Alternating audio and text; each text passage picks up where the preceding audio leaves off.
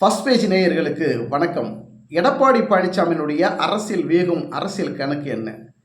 அதிமுக, விடுதலை சிறுத்தைகள் கட்சி, நாம் தமிழர் கட்சி, தமிழக வெற்றி கழகம், இப்படி ஒரு மெகா கூட்டணி அமைக்கலாம் அப்படின்னு எடப்பாடி பழனிசாமி ஒரு மனக்கணக்கு போடுறாரு. முதல்ல அதிமுக இருக்கக்கூடிய தொண்டர்களையும் நிர்வாகிகளையும் மூத்த அமைச்சர்களையும் முதல்ல அவங்கள சாந்தப்படுத்தி அவங்கள ஒற்றுமையாக இருக்கக்கூடிய ஒரு சூழலை உருவாக்கினாதான் அதிமுக, ஒன்றிணைந்த அதிமுகவை உருவாக்கினா மட்டும்தான் விடுதலை சிறுத்தைகள் கட்சியோ இல்லை தமிழக வெற்றி கழகம் கட்சியோ இல்லை நாம் தமிழர் கட்சியோ எந்த கட்சியுமே அதிமுக கூட்டணி வருவதற்கு முதல்ல அதிமுக வலுவாக இருக்கணும். அதிமுக இருக்கக்கூடிய முன்னாள் தலைவர்கள், தற்போதைய தலைவர்கள் எல்லாரும் ஒருங்கிணைந்து அதிமுக உருவாக்கினால் மட்டும்தான் மற்ற கட்சிகள் அதிமுக கூட்டணியில் வருவதற்கு அவர்கள் கொஞ்சமாவது யோசிப்பார்கள்.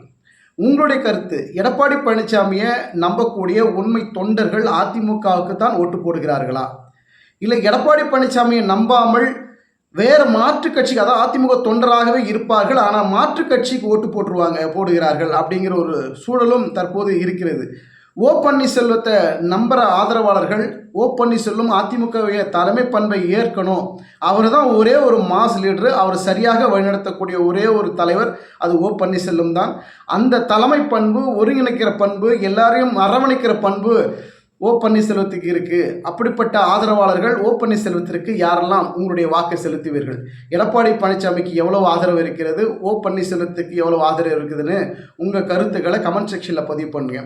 எடப்பாடி பழனிசாமி விடுதலை சிறுத்தைகள் கட்சியை அதிமுக கூட்டணிக்குள்ளே கொண்டு வருவதற்கு ஏற்கனவே பல வியூகங்களை வகுக்கிறாரு.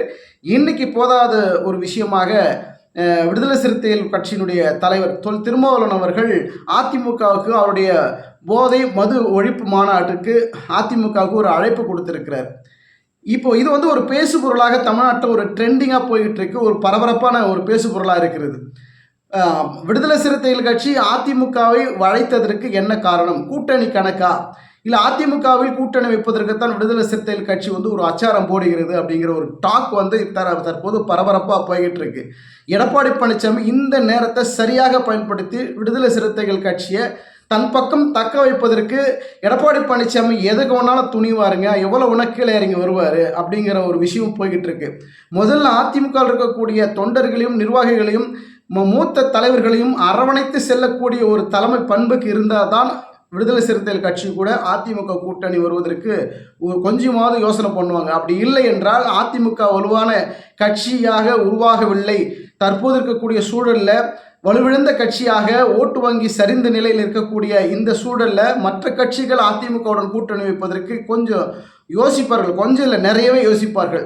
இப்படி இருக்கிற பட்சத்தில் தமிழக வெற்றி கழகத்தினுடைய முதல் மாநாடு நடந்த பிறகு விஜய் அவர்கள் அந்த மாநாட்டில் என்ன பேச போகிறாரு, கட்சியினுடைய கொள்கை கோட்பாடுகளை எது மாதிரி அவர் அறிவிக்க இருக்கிறார், அப்படி மாநாடு நடந்த பிறகு யாருடன் கூட்டணி வைக்கலாம் அப்படின்னு தமிழக வெற்றி கழகத்தினுடைய தலைவர் விஜய் அவர்கள் கொஞ்சம் யோசிக்க வாய்ப்பு இருக்கு. ஏன்னா தனியாக நிற்கணும், அரசியல் ஒரு மாற்றம் கொண்டு வரணும், தனக்கு ஒரு அரசியல் அதிகாரம் வரணும்னா அவர் தனியாக நின்றால் அது இந்த தேர்தலில் நடப்பதற்கு வாய்ப்பு இல்லை. ஏன்னா பலமான கட்சிகள், திராவிட கட்சிகள் இருக்கிறது, மற்ற கட்சிகள் இருக்கிறது.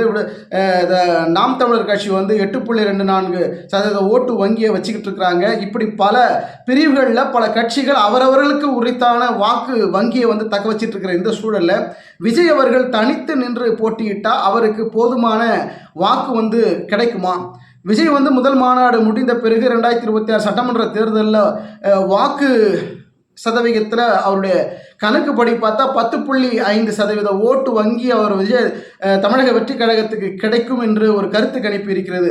அதெல்லாம் தேர்தல் முடிவுக்கு பிறகுதான் யாருக்கு ஓட்டு போட்டிருக்கிறாங்கிறது தெளிவான ஒரு முடிவுக்கு வர முடியும். அதே போல் நாம் தமிழர் கட்சி கூட விஜய் கட்சியோட கூட்டணி வைக்கணும் அப்படின்னு முயற்சி பண்ணாங்க. ஆனால் விஜய் சைட்லேருந்து எந்த விதமான சரியான ஒரு முடிவு அவர் அறிவிக்காதனால் நாம் தமிழர் கட்சி தனித்தே போட்டியிட போகிறோம் அப்படின்னு சொல்லிட்டாரு நாம் தமிழர் கட்சியினுடைய தலைமை ஒருங்கிணைப்பாளர் சீமான் அவர்கள். இப்படி இருக்கிற சூழலில் எடப்பாடி பழனிசாமி ஒரு புது கணக்கு போடுறாரு, புது வியூகத்தை வகுக்கிறாரு.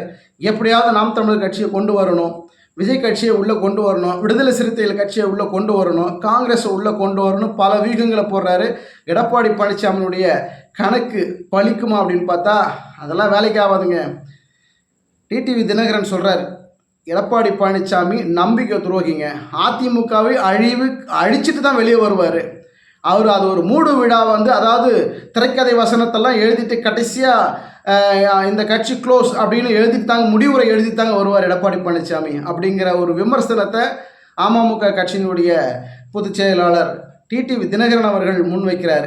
எடப்பாடி பழனிசாமி இவ்வளோ குற்றச்சாட்டுகளையும் இவ்வளோ விமர்சனங்களையும் தாங்கி தன்னுடைய அரசியல் பயணத்தை தமிழக வெற்றி கழகத்தினுடைய விஜய் அவர்களுடைய கூட்டணி வைக்கணுங்கிற பெரிய முயற்சியில் ஈடுபடுறாரு. விடுதலை சிறுத்தைகள் கட்சியை அதிமுக கூட்டணிக்குள்ளே வருவதற்கு பல வியூகங்களை வகுக்கிறாரு. வைத்திலிங்கம் வந்து என்ன சொல்கிறாருன்னா, டிசம்பர் 5ஆம் தேதி, அதாவது 2025 டிசம்பர் 5ஆம் தேதிக்குள்ளே, தேதி கூட குறிப்பிட்றாரு, டிசம்பருக்குள்ளே அப்படின்னு ஒரு போடுறாரு. அதிமுக ஒன்றிணைத்து விடுவோம், ஒருங்கிணைந்த அதிமுக உருவாகி நாங்கள் தாங்க ஜெயிக்க போகிறோம், நாங்கள் தாங்க ஆட்சி பிடிக்க போகிறோம் அப்படின்னு அவர் சொல்கிறாரு.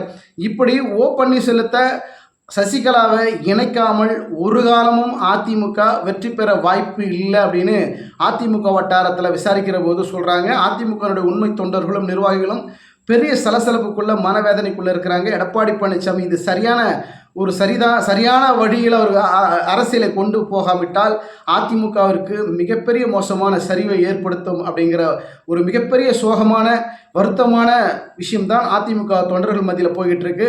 பொறுத்திருந்து பார்ப்போம். நன்றி, வணக்கம். ஃபர்ஸ்ட் பேஜ் நேயர்களுக்கு வணக்கம். உங்கள் அனைவரிடத்திலும் ஒரு அன்பான வேண்டுகோள். நம்முடைய சேனலை இதுவரைக்கும் சப்ஸ்கிரைப் செய்யாதவர்கள் தயவு கூர்ந்து சப்ஸ்கிரைப் செய்து நம்மளுடைய சேனலை பாருங்கள். தொடர்ந்து ஆதரவு கொடுங்க.